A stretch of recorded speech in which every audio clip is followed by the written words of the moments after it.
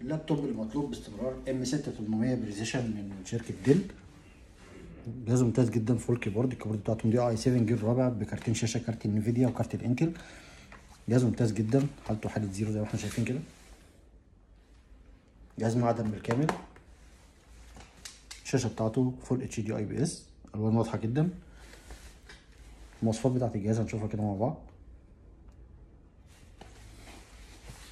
دي مواصفات الجهاز: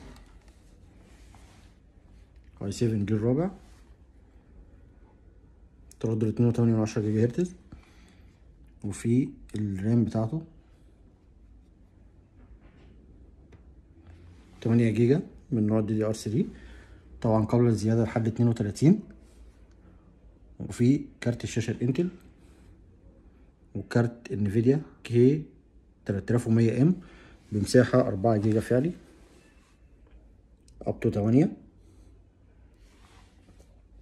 جهاز ممتاز جدا وحالته حالة زيرو زي ما احنا شايفين كده اهوت.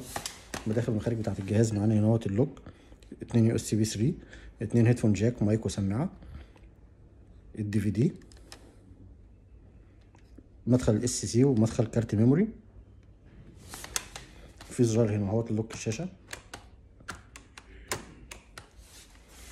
في هنا سويتش واي فاي اون واوف. مدخل الهارد، 2 USB 3 ووصل المدخل الديسبلاي. في الظهر هنا اهوت مروحتين التبريد، واحدة للبروسيسور واحدة لكارت الشاشة. في الاي ساتا، HDMI، الايثرنت، ومدخل مخرج شاشة CRT. والقاعدة بتاعته طبعا التصميم بتاعها عشان التبريد حاجة ممتازة جدا. وان شاء الله نسمعكم فيه افضل سعر.